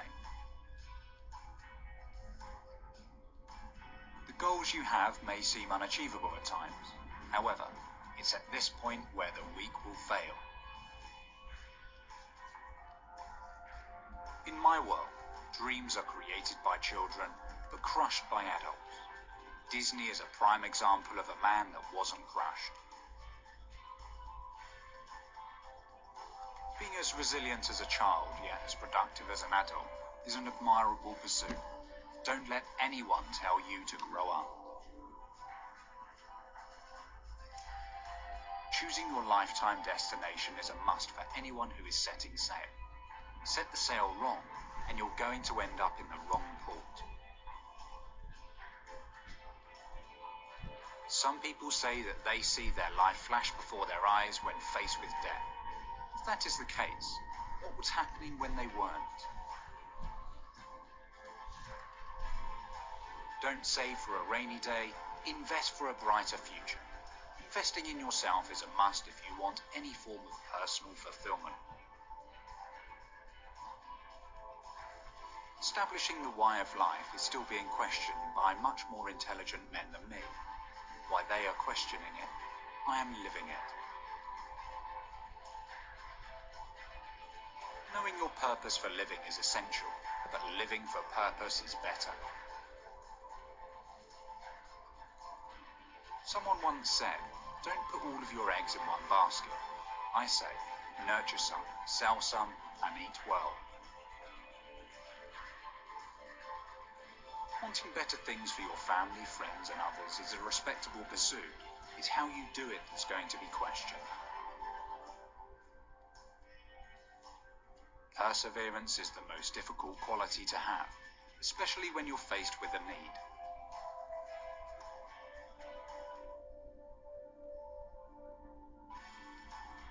Keeping fit at times can be a bore. However, it fills your lungs with new air and offers freedom of mind. Your mind protects you from risk, but at times can restrict the opportunities that risk brings. Time is one common thing that you have with your competitor. It's how you spend it that separates you apart. Decisions can be made within a second, but will shape your destiny. Complacency kills the fluid thinking and the very ideas which created it. Get uncomfortable and keep fighting for your desire to succeed. You only need to see the life you desire once in a dream in order to achieve that dream. Don't be fearful of the unknown, but excited about what it may hide. It's simple. Change the way you see the world by doing something to change the way the world sees you. You only need to take small steps to cross the pond. If you try and leap, you're going to get wet. Change the way in which you use language, and you'll see the results your life brings. Do everything well and others may see. Do something bad and everyone will know. The time you have can never be repeated. The seconds, the minutes, the years. Make sure that each one counts, and you never take time for granted. It's inevitable that you're going to get knocked down at least once in your life. The challenge isn't in finding out when it's going to happen, but how you're going to deal with it. Make the best of what you've got, and it will make the best of you. Be courageous and lead by example, as it's only the leaders that get remembered. Don't worry about taking the wrong path, as a new one can easily be made. Stop, gather your breath, then get going. It's as simple as that. Set your goals 100% higher than you expect, and you'll achieve 80%. Set them 1,000 times higher, and you'll still achieve 80%. In my world, it's always better to achieve 80% of a bigger goal.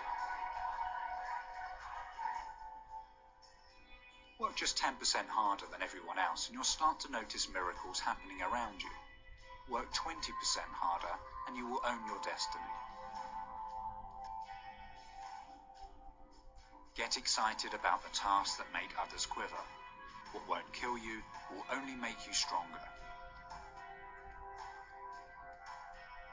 To get the best from any situation, understand what will happen if you don't.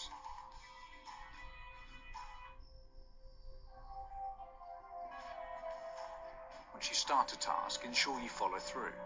If you can't, then don't. Your belief in yourself will either make you or break you. Your belief in others will constantly break you. It's the small stones that were once part of massive rocks, and don't forget that. Tell others about what you have experienced, and they will pass judgment.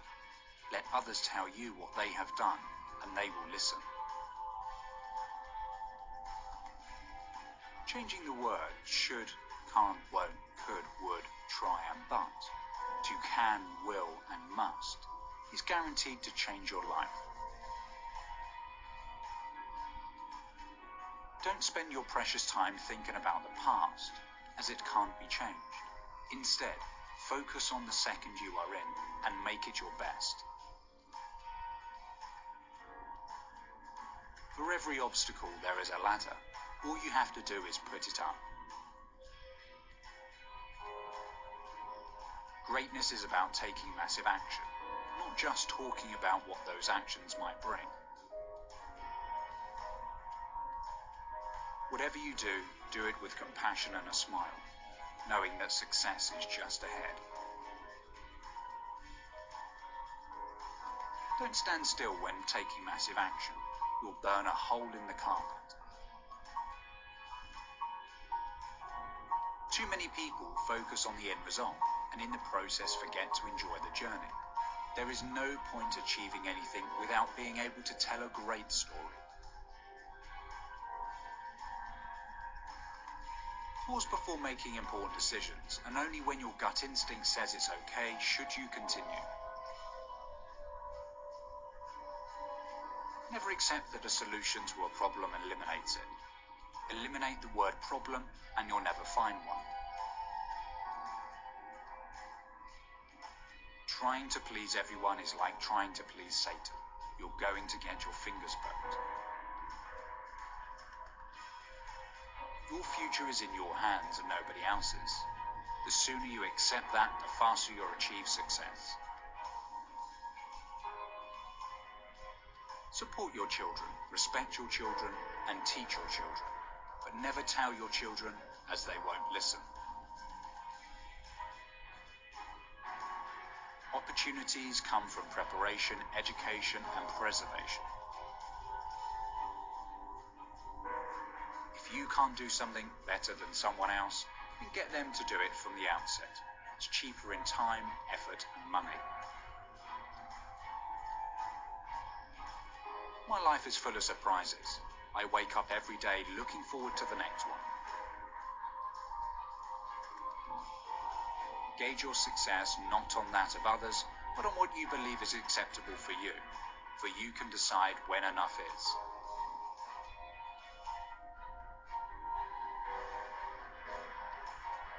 Build others around you, and soon you will have your own city. I don't live for success, wealth, health, or anything else for that matter. I live for the freedom to do as I please. You shape your future by believing in your dreams. One thing is clear about success. It only comes from a place of darkness. Avoid spending your life looking for answers. Accept that sometimes things are just as they seem. Nothing more or nothing less. Education provides an ability to negotiate well, not the ability to succeed. For that, you need to know who you are. Amaze yourself on a daily basis and reward yourself for doing so. It stimulates your mind to do magical things. Give your life what it deserves, respect, and everything else will fall into place. Nothing is free in life. Give generously and ask for nothing in return. Embrace fear with open arms, as you can only see it when you know what it is. Closing every door that you have open is a must for anyone wishing to think clearly. Too many doors open creates a draft. Start any project with the end in mind. Enjoy the journey and learn from all things new. In doing so, you know what to change for the better next time. The most successful people in the world are those who are not afraid to fail over and over again. See your professional and personal life as almost complete, to ensure that you never become complacent. You don't have to go to the moon to have the best view of Earth. It can be done by visualizing well. You can't win a race unless you are there at the start line.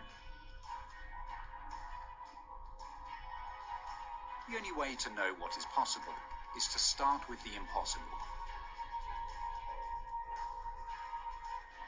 Make a personal contract with yourself to succeed, and make sure the pain is strong enough if you don't.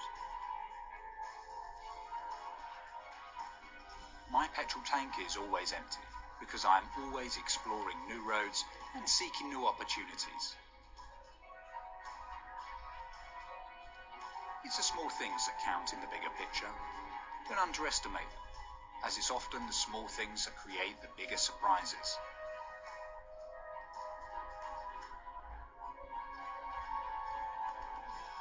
Without dreamers, we wouldn't have anything. Getting knocked down is not the problem. It's how many times you can keep getting up that counts. Pain is inevitable within life.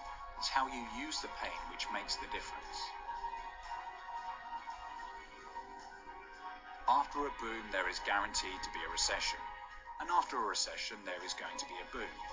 Being prepared is where fortunes are made. Being angry at others is free. It's forgiveness that can cost a lot. Choose to see people for who they are, and not for what they think they are, and you'll build unquestionable trust. Those who struggle the hardest often break free. Those who accept their destiny never move. Imagination is the key to any success, whether good, bad, or indifferent.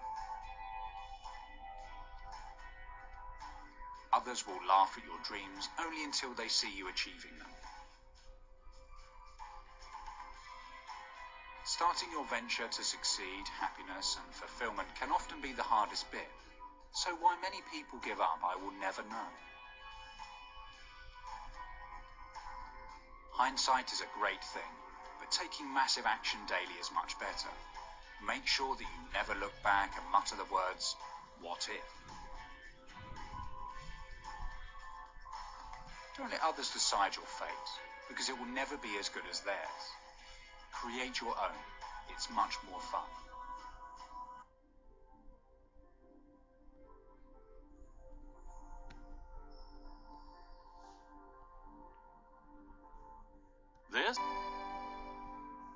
Anytime we want something, we're trying to get from where we are right now to where we would like to be, from point A to point B. And to move along the path between these 2 points, we need fuel for the journey.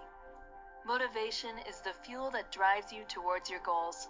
It comes from desire and from a vision of your ideal future. It is the emotional energy that pushes you along your journey to actualizing your dreams. Like any other kind of energy, motivation can be strong or weak, concentrated or scattered. If your motivation is weak or vague, you will not make much progress. You will feel dissatisfied and wonder why you feel so much inner resistance to achieving your goals. You may even have a sense of low physical and psychological energy. It will seem that something is missing. With strong motivation, you will feel energetic, focused, and happy. You'll have a strong sense of direction and purpose, as well as feeling that you're moving towards your ideal future at a pretty good clip. When obstacles get in your way, you will cheerfully find ways to remove them or steer around them. Much of the time, it will even seem as if your path is clearing itself before you to make way for you on your journey. It's an obvious choice. If you had to pick strong or weak motivation, wouldn't strong motivation win hands down? I know I always prefer that feeling of energy and purpose that comes with strong motivation over listlessness, boredom, and hesitation. One of the important things to understand about motivation is the difference between extrinsic and intrinsic motivation. Extrinsic motivation comes from outside you. It would come from pressure at work, or from your family or friends. It could be that somebody planted an idea in your head that you should do this or that, whatever the case. The problem with extrinsic motivation is that it doesn't come from what you really want. That's why it can't really give you the drive and force that you need to accomplish your goals. And even if you do accomplish them, you won't feel very satisfied for very long, because you didn't really want to. Intrinsic motivation, on the other hand, comes from within you, when you really want something, and your passion moves you to achieve it. That's intrinsic motivation. To have this kind of motivation, you need clarity about yourself and your desires and goals, and you need to have the confidence that comes from knowing that you are good enough to have big dreams. That comes from self-knowledge and self-love, and that's where meditation comes in. Steps for this chapter. Stop and think about the various things you are trying to do in your life, and ask yourself whether your motivation is intrinsic or extrinsic. I find it helpful to write these things down. Something about putting my thoughts into the written word brings the big picture into sharper focus. Consider the qualities associated with strong and weak motivation, respectively. Look at your own life and situation and see which qualities are at work. Do you feel inertia, weariness, low mood levels, distraction, or lack of clarity? Or do you have focus, energy, drive, and cheerfulness? At this point, just look at your life and yourself. Don't worry about trying to change anything just yet. The willingness to take a look at yourself with an honest and unflinching eye is a powerful and transformative mindfulness practice by itself. The purpose of this is not to be overly critical and to beat yourself up over your shortcomings. We are not trying to evaluate anything as good or bad. We are just opening a space for self-honesty and coming into contact with the reality of our situation. In fact, your willingness to build an honest relationship with yourself is a good sign and a good reason for you to rejoice and feel optimistic. Chapter 2. Mindfulness for Unlimited Motivation. If you are interested in holistic living, you're probably already familiar with mindfulness. After all, it's all the rage right now, and for good reason.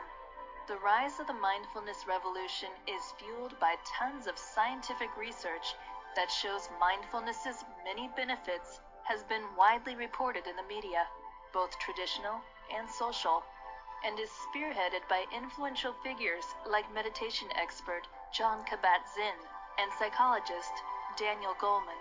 But at this point, you might be asking yourself what mindfulness meditation has to do with motivation. After all, doesn't meditation have to do with just resting and being content?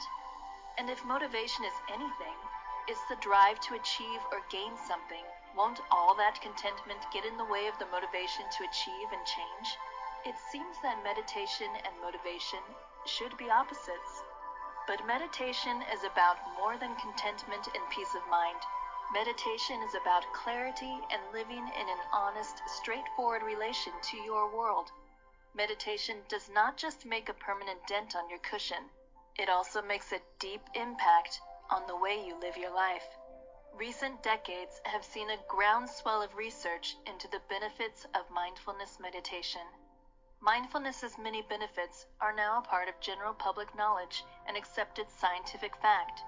Among these benefits are deeper concentration and less tendency to distraction, the ability to focus on the present moment, an increase in non-judgmental awareness, the ability to see your emotions objectively, letting go of outdated identities, a general increase in positive emotions.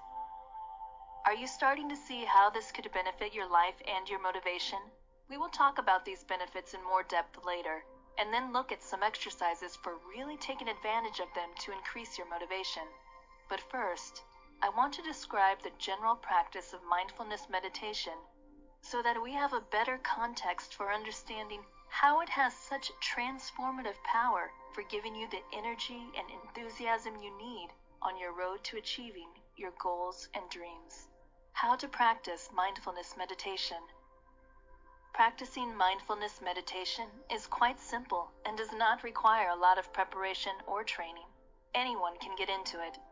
All you have to do is make a little time, Learning how to do the practice is the practice. To begin with, set aside 5 to 10 minutes of your day every day.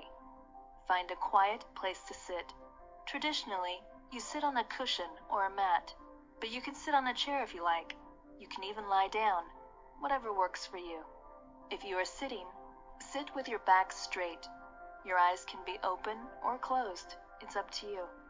You may find that closing your eyes helps keep you from distraction, at least in the beginning. The basic practice of sitting meditation is just to place your mind on the breath. Mindfulness, in this context, means being mindful of the breath, just following it as it moves in and out. When thoughts and sensations arise, you notice them and simply return your attention to the breath.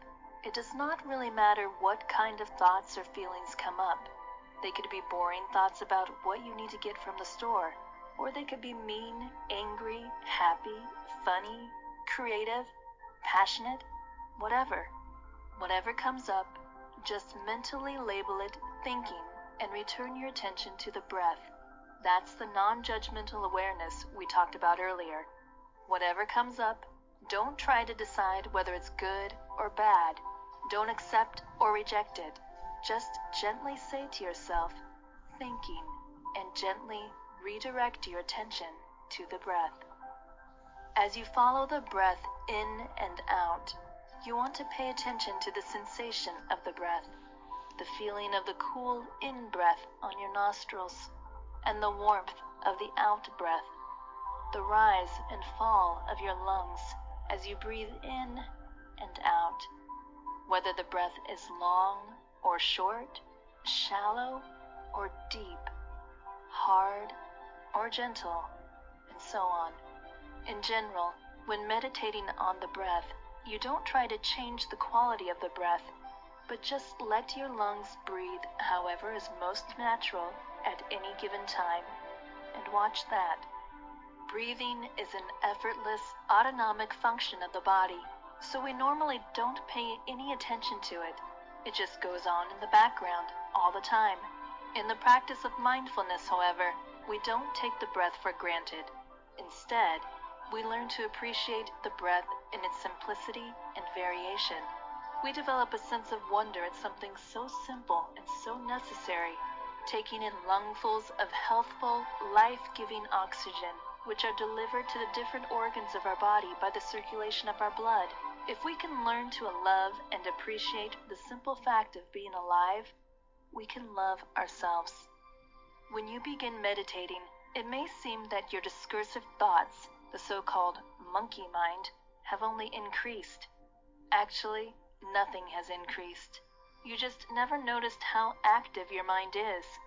Just stick with the practice of remaining mindful of the breath. Slowly, the speed of your thoughts will decrease.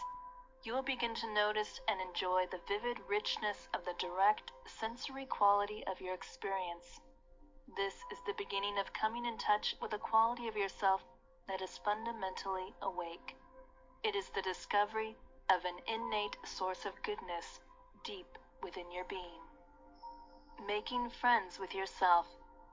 By breathing, your awareness to the breath and learning to appreciate the simplicity of the present moment, you develop a sense of love for yourself that is not based on stories that you tell yourself, your wishes, likes and dislikes, who you tell yourself you want to be, negative thoughts, and so on. Instead, this newfound self-love is based on a direct, honest relationship to your own mind. This relationship is what has been called making friends with yourself. The very act of meditation is an act of kindness to yourself. By setting aside time to rest and watch the breath, you are demonstrating a willingness and a commitment to sit with yourself quietly and gently. That is an act of compassion, a declaration of unconditional friendship to yourself, and a willingness to get to know your own mind and heart more deeply. It may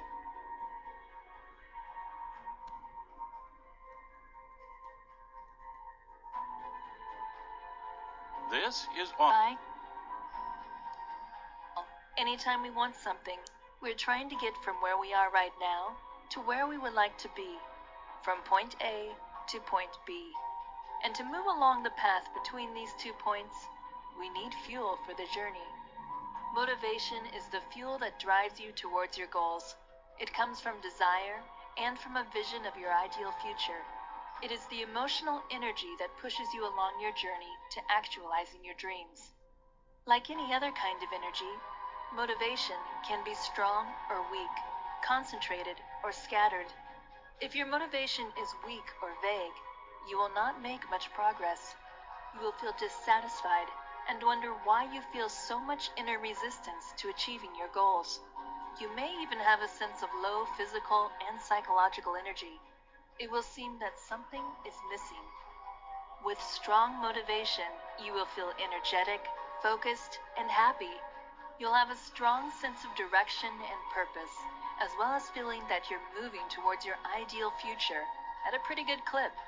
When obstacles get in your way, you will cheerfully find ways to remove them or steer around them. Much of the time, it will even seem as if your path is clearing itself before you to make way for you on your journey. It's an obvious choice. If you had to pick strong or weak motivation, wouldn't strong motivation win hands down? I know I always prefer that feeling of energy and purpose that comes with strong motivation over listlessness, boredom, and hesitation. One of the important things to understand about motivation is the difference between extrinsic and intrinsic motivation. Extrinsic motivation comes from outside you. It would come from pressure at work, or from your family or friends. It could be that somebody planted an idea in your head that you should do this or that, whatever the case. The problem with extrinsic motivation is that it doesn't come from what you really want. That's why it can't really give you the drive and force that you need to accomplish your goals. And even if you do accomplish them, you won't feel very satisfied for very long, because you didn't really want to. Intrinsic motivation, on the other hand, comes from within you, when you really want something, and your passion moves you to achieve it. That's intrinsic motivation. To have this kind of motivation, you need clarity about yourself and your desires and goals. And you need to have the confidence that comes from knowing that you are good enough to have big dreams. That comes from self-knowledge and self-love, and that's where meditation comes in. Steps for this chapter. Stop and think about the various things you are trying to do in your life, and ask yourself whether your motivation is intrinsic or extrinsic. I find it helpful to write these things down. Something about putting my thoughts into the written word brings the big picture into sharper focus. Consider the qualities associated with strong and weak motivation, respectively. Look in Chapter 2. Meditation should be opposites, but meditation is about more than contentment and peace of mind. Meditation is about clarity and living in an honest, straightforward relation to your world.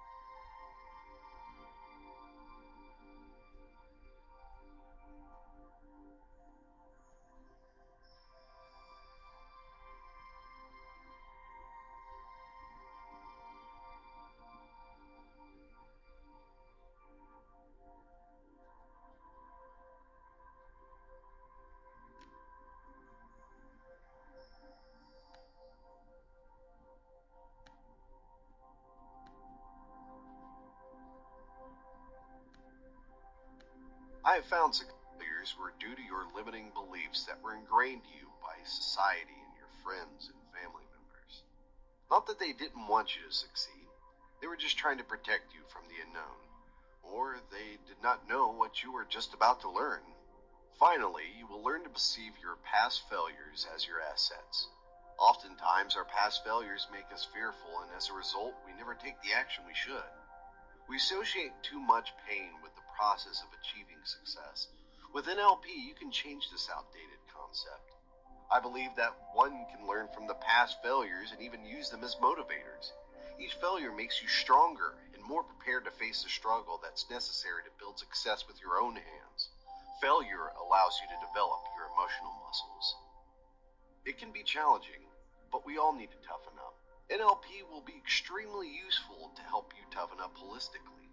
All systems must be involved: body, mind, and spirit.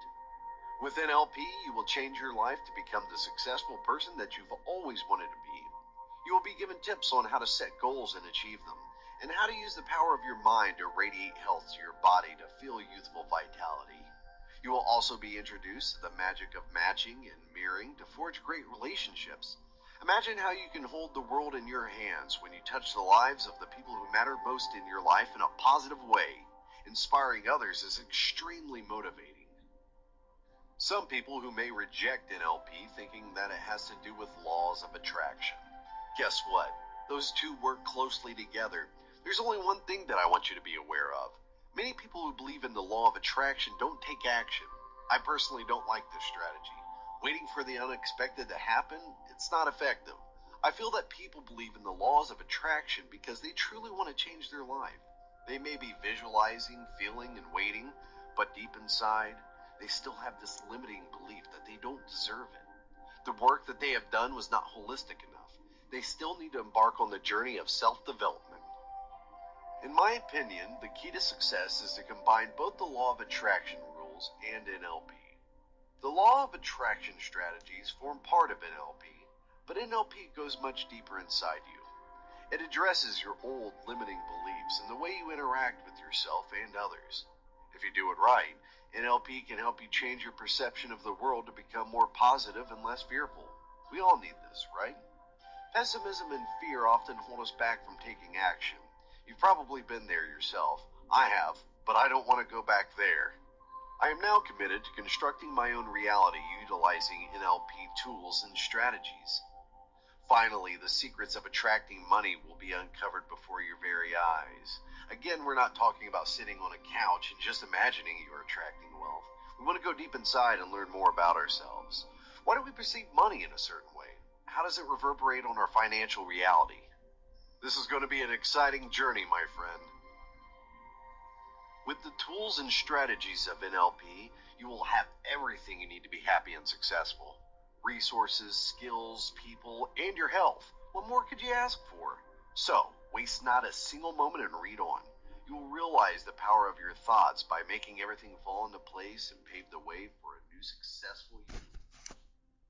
With so much being said about NLP for relationships, I often get asked if NLP is an honest tool. Many people fear that NLP is an evil strategy that manipulates people into doing what we want and when we want. This is untrue. The real NLP is honest and does not promote any form of manipulation or convincing others into following something that is not good for them. I am against all kinds of dishonest practices. Unfortunately, many marketers and salesmen apply those strategies for their own benefit. This is just reality. By learning more about yourself, your subconscious, and NLP, you will be able to make yourself stronger. In fact, I would recommend a solid NLP course for all of those who are shopaholics or find themselves in victims of aggressive advertisement. Of course, practicing the skills you will learn requires time and perseverance. It can't be mastered in a day. It needs to become a part of your lifestyle like it's a part of mine. Whenever I go out shopping with family or friends, I notice how prone they are to get all those bargains, must-haves, and today-only offers. They often get back home with credit card debts, feeling sorry for themselves and not really knowing how this could happen if they were not needed any of the items that they purchased. They acted impulsively and now have buyer's remorse. It all comes down to how someone or something managed to get your subconscious. NLP can help you become more aware of these patterns. Back to relationships in NLP. I believe that NLP helps you develop empathy towards others and their way of thinking. Understanding what others think, why they think that way, and the factors that provoke their thinking is crucial if you want to establish any form of deep discourse with them. Let me give you a simple example. Let's say you're in your 20s and you want to move abroad and learn another culture, new language. Your parents tell you to stay where you are and look for a job. You disagree with them and say they are not right and that the way that they live is boring. This leads to further arguments. Here's the truth. Nobody is right or wrong. You're both right in a way. The important thing is to realize that you're thinking and acting from different perspectives. You're young and you grew up in a globalized world where the internet really makes it easy to travel, plan, and still communicate with your family. Your parents may not be used to this modern global lifestyle. When they were very young, very few people they knew would move to another country. It used to be more difficult. In this day and age, traveling is not only a 2 weeks vacation concept. Many people work online for their company or running their own business. They can be mobile. Moreover, English is a global language, so more and more people want to learn it. Hence, there are plenty of English teaching jobs available worldwide, and many young people use it to their advantage and become international teachers in exotic countries. So, if you're that 20-year-old kid, instead of arguing with your parents, you should perceive the world through their eyes and realize all they want to do is protect you. Be grateful for that. There are many people in this world who have never even met their parents. It is a normal thing that parents do is grumble a bit, right? Once you have shifted your perception and developed more empathy, it will be a better time to sit down and talk to your parents again. Thank them for being worried about you and explain to them all the possibilities awaiting for you abroad. Tell them how you can keep in touch and how this process can even strengthen your relationship. You should have evidence prepared to show them, such as how to make travel plans, how you will communicate, and what your plans are to provide yourself with income to live. Give examples of how this experience will benefit you personally. In my experience, if you move to another city, state, or even country, you may start getting on better with some of your family and friends. Distance really can make the heart grow fonder. I hope that this simple example helped you to understand the infinity of solutions that NLP provides in the real world. There is no reason to be an expert in the NLP field to actually apply it in order to improve your quality of life on all levels. I don't claim to be an NLP guru. I want to be your friend who accompanies you in your journey, sharing his own experiences that can be helpful. Perhaps you will relate better to real stories instead of just some definitions in school books. I have no intentions of becoming a life coach. I don't want to tell you that a certain lifestyle is the best one for you and that you must follow through with what I say or do. I'm not a big fan of any step-by-step programs or proven steps and strategies. My intention is to help you brainstorm so that you can realize many new things about yourself and how they either stop you from being successful or make you successful. It's all inside you. It's up to you to decide what to do with it. There are many lifestyle templates you can use. However, in my opinion, the best you can do is to screw all of them and create your own way.